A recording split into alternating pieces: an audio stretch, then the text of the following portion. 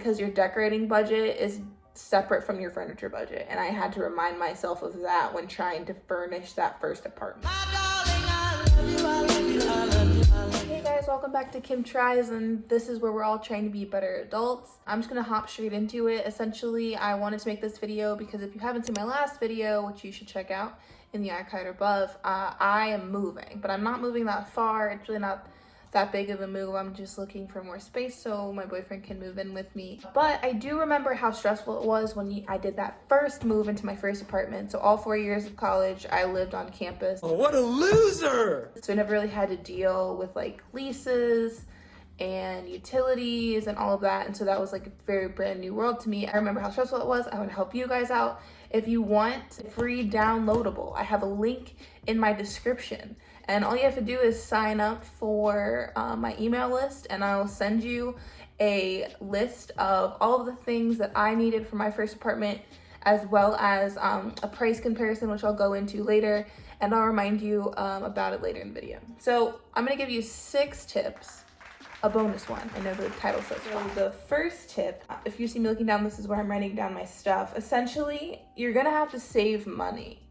Well, duh. You're gonna need a big chunk of money up front. So you're gonna need money for your security deposit, and you're also gonna need money for your first month's rent. Both of those are very important, and they can cost you a couple $1,000s depending on what your rent is. So typically for my apartment, my security deposit and my first month's rent were the same amount of money. So I needed like $3,000 the first day that I went to move in, and $3,000 is a lot of money. And so I needed that up front. So you're gonna need to save. You're gonna need to account for that in your budgeting, that you need to have that first day. Like when you get the keys, you will turn in that money. The second thing that I didn't really realize was you're gonna have to set up your utilities.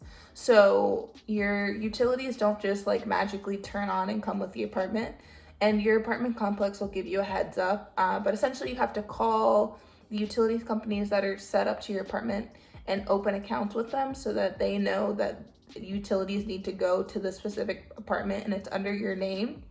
And so every month then you'll be billed from that particular company for your water and your gas and your electric and all of that. The third thing I have is you need to get renter's insurance. A lot of apartment complexes at this point require it, but if your apartment complex doesn't, you still need to get it. I've seen horror stories about people's like apartments burning down and like flooding.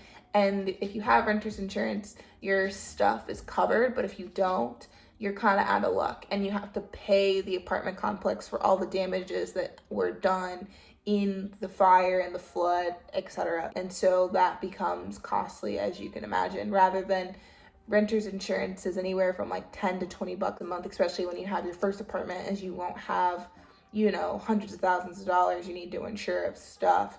It should be pretty cheap in order to get that covered. The fourth thing I have for you is lists are your best friend. So again, if you want access to the list that I am made for my first apartment, I had just found this notebook.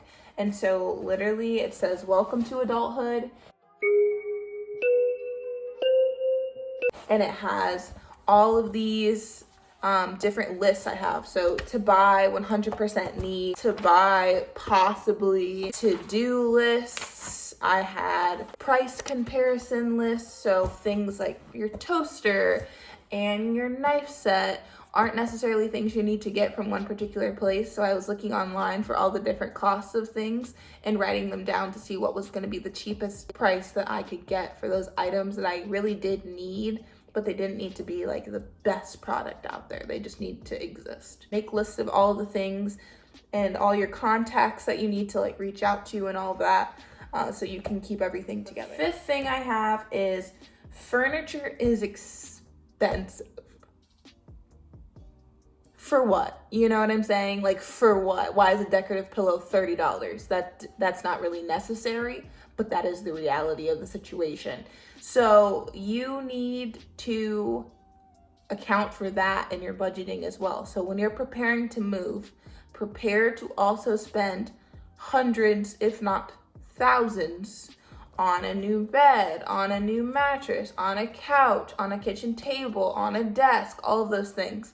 And so a couple tips I have within the furniture space is essentially you only need to start with the necessities. You do not need everything bought at one time. Essentially, I would suggest starting with the very essentials. So you're gonna need a bed, clearly. You're gonna need a mattress, very obvious. You're gonna need somewhere to hold your clothes, whether that be a dresser or something like one of those like plastic bins that go in your closet organizers, things like that. You're also gonna need a table or somewhere to like sit, probably. So like a kitchen table or a desk or some sort like that. I would prefer a kitchen table so that you have somewhere to eat, would be my preference, but you can also do work there, etc. I mean, those are really things you absolutely need. That's what I would start with. Then if you have like a TV, you're gonna need somewhere to put your TV on. If you would like a couch to watch your TV on, then that's when you get that. But you don't need to go out and buy everything at once. You don't need to go out and buy the decorative pillows and the rug and all of that on day one. Definitely try to space those purchases out over the next like probably 2 or 3 months that you're gonna be there, because your decorating budget is separate from your furniture budget. Because your decorating budget is separate from your furniture budget. And I had to remind myself of that when trying to furnish that first. And then the last final tip ties into that first one of what I just said, that your decorating budget is separate from your furniture budget. Decorating can wait. Decorating does not have to happen on day one.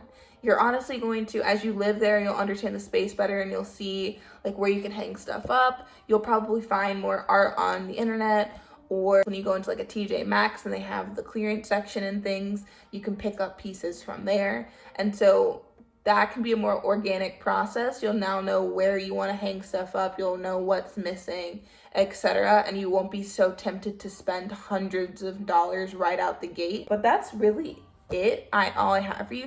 I just wanted to give some helpful tips because I remember being super stressed about moving into my first apartment. And again, if you want a list to all of the things I said 100% need to buy for your first apartment, check my description box. There will be a link to subscribe to my email list, and you'll get a free printable copy of it, as well as a price comparison kind of document where you can write your title of what you want. So it might be a toaster, it might be a microwave, whatever, and then it'll have spaces for the different stores so you can put the different prices in there and essentially check to see where you need to go or order it from or whatever. If you like this video, don't forget to give a big thumbs up and also subscribe down below for more adulting content every weekend. Thanks guys. I'll see you guys next week.